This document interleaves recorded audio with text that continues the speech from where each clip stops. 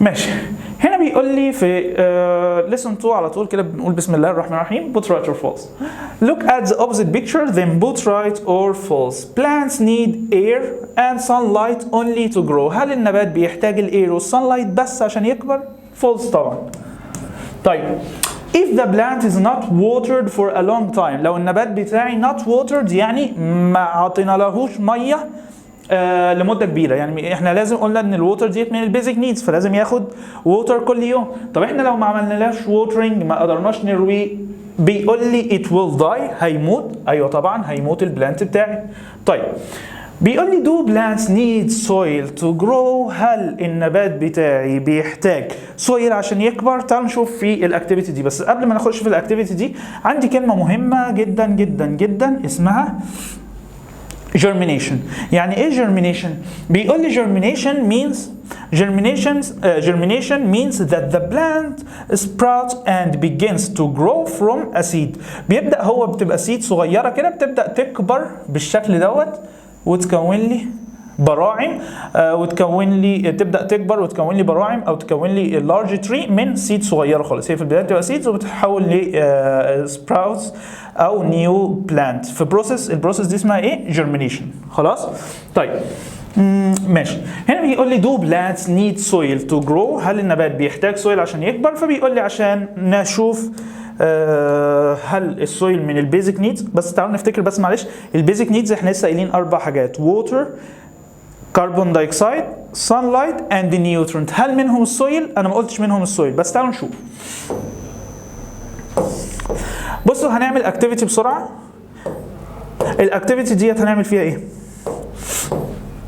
هنجيب بلاستيك كاب فيه سويل عادي خالص، وهنجيب بيبر تول و6 بين سيدز 6 بذور من الفول، وبلاستيك بليت ووتر ومتريك رولر. بيقول لي هجيب 3 سيدز من البين دول وابدا احطهم في السويل. هنا هحط هنا 3، وهجيب البيبر تول دوت واحطه هنا كده البيبر تول، وهبدا احط عليه 3 سيدز 3 بذور، وابدا ان انا ادي لكل احط الاثنين دول اللي هو البلاستيك كاب واحط البلاستيك بليت اللي فيه 3 سيدز هنا و3 سيدز هنا. هبدا احطهم في بليس كان جيت سانلايت، مكان فيه سانلايت، وهبدا ادي لهم ووتر افري داي. وهنبدا بعد اسبوع نروح نشوف بالمتريك رولر هنبدا نقيس اللينث بتاعهم، الطول بتاعهم قد ايه. فبيقول لي ايه؟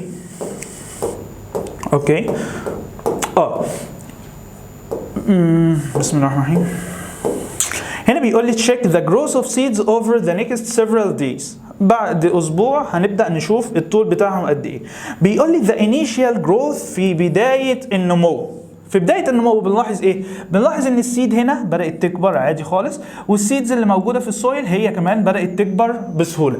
ولو لاحظت هلاحظ ان الاثنين ليهم نفس اللينث. فهنا بيقول لي at the initial growth بدايه النمو. في بدايه النمو الكلمه دي مهمه، initial growth يعني بدايه النمو. بيقول لي the seed placed in the paper tool is similar يعني هي بالظبط زي اللي موجوده في السويل. فكده معناها ايه؟ معناها ان البلانت قدر يكبر في البيبر تول لما بنديله ووتر وسانلايت، وقدر يكبر في السويل لما برضه بنديله ووتر وسانلايت. بس دوت قلنا after ايه؟ after 7 days. طب after 14 days بعد 14 يوم يعني 2 weeks ايه اللي هيحصل؟ تعالوا نشوف. هنا بيقول لي ماشي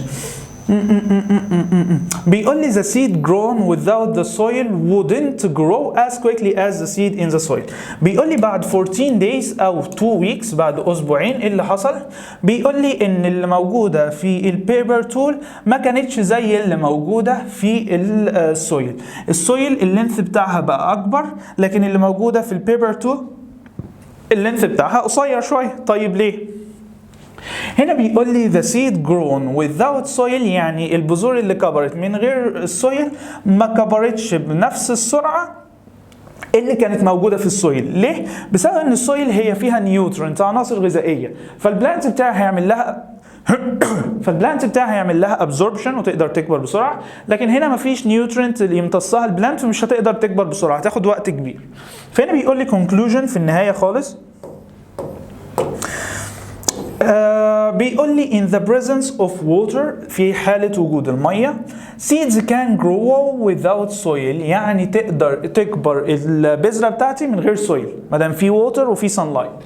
بس بيقول لي in the presence of water and sunlight plants can grow without soil for a while. يعني ايه؟ يعني بيقدر يكبر النبات لمدة صغيرة for a while، يعني لمدة صغيرة، لمدة صغيرة من غير السويل. بس بيقول لي at the end في النهاية أو but finally في النهاية لازم إن أنا أحطهم في سويل عشان يقدروا يكبروا. يبقى الأكتيفيتي اللي فاتت ديت بتثبت لي إيه؟ بتثبت لي إن السويل مش من البيزك نيدز بتاعت البلانت، لأن البلانت can grow without need of soil at the beginning، في البداية ما بتحتاجش سويل.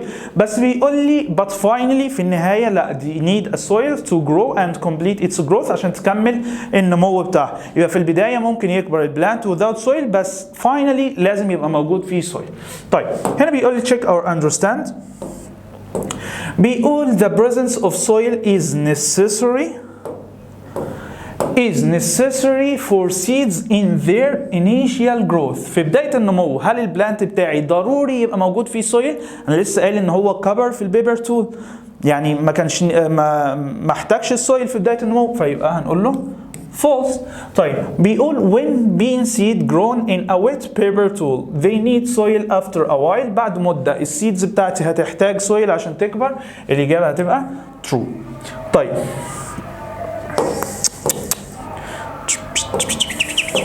اوكي، هنا عرفنا ان البلانت ليه شويه بيزك نيدز، شويه احتياجات اساسيه بيحتاجها to make its own food. طيب قلنا ايه هم البيزك نيدز؟ قلنا ان هم 4 حاجات: water, carbon dioxide, sunlight and nutrient. وقلنا البروسيس اللي بيقوم بيها البلانت to make its own food قلنا في بروسيس بنسميها ايه؟ بنسميها photosynthesis process، عمليه البناء الضوئي. طب تعالوا نشوف يعني ايه photosynthesis process.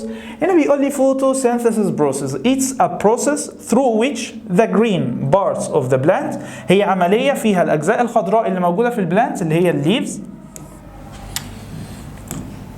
بتعمل absorption للsunlight، بتمتص ضوء الشمس to make their own food عشان تصنع الفود بتاعها. يبقى هي process by which the green parts of the plant، هي عملية عن طريقها ال green parts of the plant absorb sunlight، بتمتص ضوء الشمس. ليه؟ to make its own food أو to make their own food عشان يصنع بيها البلانت الغذاء بتاعه. خلاص؟ البروسيس قلنا اسمها ايه؟ photosynthesis process. هنا بيقول لي how can plants make their own food. طب ايه الطريقة اللي بيعمل بيها البلانت الفود بتاعه في الفوتوسينثيسيس بروسيس؟ اوكي give me a second. اوكي هنا بيقول لي ان الجرين بلانتس use their leaves to collect sunlight، بيستخدموا الاوراق بتاعتهم عشان يمتصوا السانلايت والكربون دايوكسيد from the air. طيب تاني حاجه بيقول لي الروت بتعمل absorption للووتر from the soil. ماشي، يبقى كده البلانت بتاعي عمل absorption للكربون دايوكسيد والسانلايت عن طريق مين؟ عن طريق الليفز. اوكي طيب ومين اللي عمل ابزوربشن للووتر من السويل؟ امتص الووتر من السويل الروت بتاع البلانت. فهنا بيقول لي بلانت روت هو اللي عمل ابزوربشن للووتر. طيب هنا بيقول لي inside the green plants sunlight allow carbon dioxide to combine with water. يعني داخل الاوراق، احنا قلنا المطبخ اللي بيصنع فيه البلانت الفود بتاعته قلنا اللي هو الليفز اللي هي الاوراق. طيب بيقول لي باستخدام الانرجي بتاعت السانلايت، احنا قلنا دلوقتي ان البلانت هتعمل ابزوربشن للسانلايت، الانرجي اللي موجوده في السانلايت هتعمل كومباينيشن، اتحاد ما بين الكربون دايوكسيد وما بين الووتر. الكربون دايوكسيد اول ما يعمل كومباينيشن مع الووتر هيكون لي الفود بتاع البلانت اللي هو ايه؟ اللي هو الجلوكوز شوجر. طيب فاحنا هنا قلنا ايه؟ قلنا inside the green plants السانلايت allow carbon dioxide، يعني ضوء الشمس بيخلي يحصل كومباينيشن ما بين الكربون دايوكسيد والووتر. طب الاثنين لما يعملوا كومباينيشن ويتحدوا مع بعض ايه اللي هيتكون؟ هيتكون عندي حاجتين. اول حاجه هتتكون الاكسجين جاز، ودوت اللي احنا بنعمل له breathing او respiration. فبيقول لي which is released in the air، بيخرج بقى من النبات، بيخرج من النبات to help living organisms breathe، بيساعد الكائنات الحيه ان هي تتنفس زي الهيومن والانيمال. ما نقدرش نعيش without اوكسجين. طب مين اللي بيدينا غاز الاكسجين ده؟ البلانت. طيب تاني حاجه البلانت بيقوم بيها هي بيصنع الجلوكوز شوجر، الشوجر اللي هو الفود بتاع البلانت. فبيقول لي which give the plant the energy it needs to grow، بيدي الاحتياج، بيدي البلانت الانرجي، الطاقه اللي بيحتاجها عشان يكبر. طيب فهنا باختصار خالص في الفوتوسينثيسيس بروسيس ايه اللي بيحصل؟ بيقول لي ان السانلايت بتخلي الكربون دايوكسيد يتحد مع الووتر. طيب الكربون دايوكسيد لما يتحد مع الووتر هيكونوا لي ايه؟ قلنا حاجتين، هيتكون غاز الاكسجين اللي هو which is necessary for breathing of living organisms، بتحتاجه الكائنات الحيه عشان تعمل respiration او breathing. تاني حاجه بيصنع بيها الشوجر اللي هو الفود بتاع البلانت في الفوتوسينثيسيس بروسيس. طيب بيقول لي دلوقتي احنا هنعمل اكتيفيتي عشان نشوف هل السانلايت مهم في الفوتوسينثيسيس بروسيس ولا ملوش لازمه. فبيقول لي هنجيب 2 بلاستيك كابس وهنجيب سويل، هنحط السويل في البلاستيك كاب هنا والسويل هنا، وبعدين هنحط هنا 3 سيدز برضو، هنحط هنا 3 سيدز. هناخد الجرين هناخد واحد من التو كابس دول نحطهم في بليس كان ريتش sunlight، في مكان بيقدر يحصل على ضوء الشمس، وهنحط التاني في بليس كان نوت ريتش ذا sunlight، يعني هحطه مثلا تحت الكنبه تحت السفره في مكان ما بيوصلوش sunlight، وهبدا ان انا اشوفهم بعد اسبوع او بعد اسبوعين ايه اللي حصل. فهنا بيقول لي ايه؟ هنا بيقول لي ايه؟ بيقول لي after 2 weeks، بعد اسبوعين. بيقول لي after 2 weeks we observe that، بيقول لي ان البلانت اللي كان في المكان اللي فيه sunlight بيقول لي ان هو بقى taller، اطول، زي ما احنا شايفين هنا اطول من المكان اللي كان في الدارك بليس. تاني حاجه لو بصيت على الليفز هنا هلاحظ ان هي جرين. جرين يعني اللون بتاعها اخضر كده حلو، دارك جرين، يعني اخضر كده، يعني النبات قوي ومزهر وشكله حلو وكويس. بس بيقول لي بقى ان الثانيه اللي موجوده في الدارك بليس في المكان اللي هو المظلم دوت، الاوراق بتاعتها هتبقى بال جرين. بال جرين يعني اخضر باهت كده مصفر شويه، ده معناها ان هي ضعيفه وهتموت. يبقى هنا بيقول لي هل الصن من البيزك نيدز بتاعت البلانت؟ صن لايت من البيزك نيدز بتاعت البلانتس ولا لا؟ اكيد طبعا من البيزك نيد، لان من غيرها البلانت بتاعي مات، هيموت ده. فهنا بيقول لي ايه؟ ان السانلايت is a basic need for the plant، هي من الاحتياجات الاساسيه اللي موجوده عند البلانتس، زي الووتر والاير اللي هو الكربون دايوكسيد. بيقول لي ان السانلايت is important to plant growth، يعني هو مهم بالنسبه للنمو بتاع النباتات. ليه؟ بيقول لي because plants use sunlight to make their own food، بيستخدم ضوء الشمس عشان يبدا يصنع الفود بتاعه بنفسه. فهنا بيقول so the plant without sunlight، عشان كده النبات من غير السانلايت doesn't grow well، مش هيكبر كويس. ليه؟ because it had a less food، لان هو ما عندوش فود، لان احنا قلنا ان السانلايت بيخلي الكربون دايوكسيد يتحد مع الووتر ويكون الجلوكوز شوجر. طب لو ما فيش السانلايت الكربون دايوكسيد مش هيقدر يعمل كومباينيشن مع الووتر يتحد مع الميه، فمش هيكون الجلوكوز شوجر، فالبلانت بتاعي هيداي. اوكي ليتس سي. بيقول لي check or understand put right or false. ماشي يا عم. هنا بيقول in the absence of sunlight، في حالة غياب ضوء الشمس plants can make their own food. بيقول لي في حالة absence يعني غياب ضوء الشمس، مفيش ضوء شمس، هل البلانت بتاعي هيقدر يميك its own food؟ of course not، غلط طبعا. طيب بيقول when a plant grow in sunlight، لو النبات بيكبر في sunlight، حلو، its leaves become pale green. pale green قلنا يعني اخضر باهت كده مصفر ميت شويه. هل البلانت اللي في ضوء الشمس اللون بتاعه هيبقى اخضر باهت ولا هيبقى دارك جرين اخضر غامق كده شكله حلو؟ هيبقى دارك جرين، يبقى الاجابه هنا هتبقى false. برضو علينا listen to homework سهل خالص، listen to ما فيهوش اي حاجه. هنبدا نعمل الهومورك بتاعنا just give me a second. هيبقى دوت علينا homework.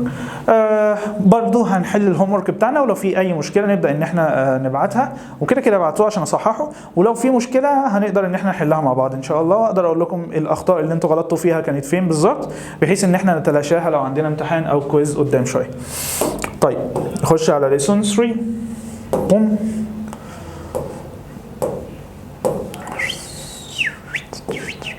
lesson 3